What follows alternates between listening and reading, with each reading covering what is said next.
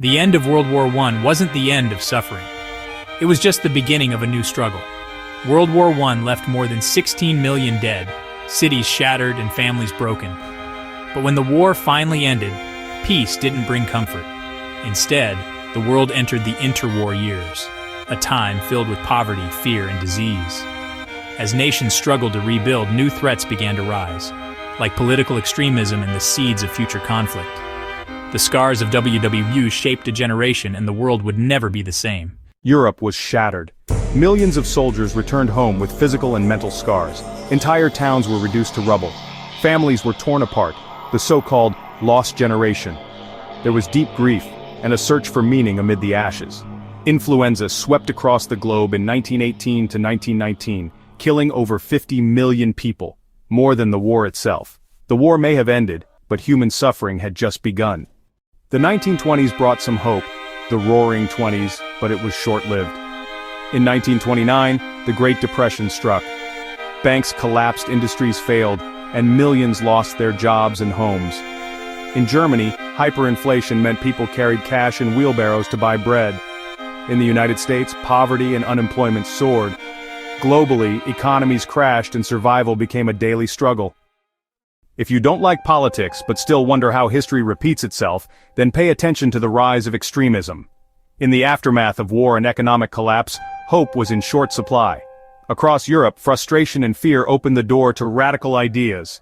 In Italy, Benito Mussolini stormed onto the scene, promising order and greatness with his new ideology, fascism. His dramatic parades and fiery speeches swept the crowds. Over in Germany, Adolf Hitler seized the moment. He promised a return to glory and revenge for past humiliation. Desperate for change, many Germans listened. Hitler's Nazi party used propaganda, rallies, and intimidation to gain power, steering the country down a dark, dangerous path. Meanwhile, in the Soviet Union, Joseph Stalin was consolidating his rule. He crushed opposition, orchestrated purges, and engineered famines that killed millions, all to cement his grip on power. The promise of a workers' utopia turned into a nightmare of fear and control. As these authoritarian regimes gained steam, democracies struggled. Economic chaos and political infighting made them seem weak and ineffective. The League of Nations, which was supposed to keep the peace, watched helplessly from the sidelines. This was a turning point, when hope gave way to extremism, and Europe began its march toward another catastrophe. Colonized nations, especially in Asia and Africa, suffered quietly.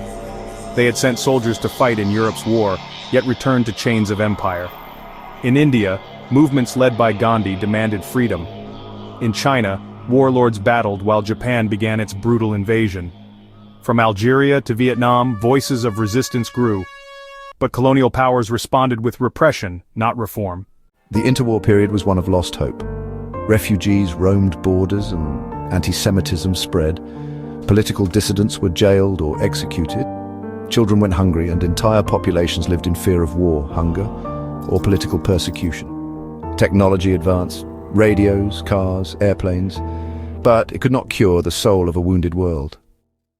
Appeasement failed. The world watched as Hitler marched into the Rhineland, Mussolini invaded Ethiopia, and civil war erupted in Spain. The warning signs were clear, but the world, still traumatized by the Great War, looked away. By 1939, humanity stood again on the brink of destruction. If your idea of peace is just silence, you're missing the point. Real peace means standing up for what's right, for everyone. The interwar years showed us that ignoring suffering only plants the seeds of future conflict. Let's not repeat those mistakes. Today, we remember the true cost of division, and commit to something better. Join hands for peace, dignity, and a world where everyone belongs. Because together, we can build a future that's truly just and truly peaceful.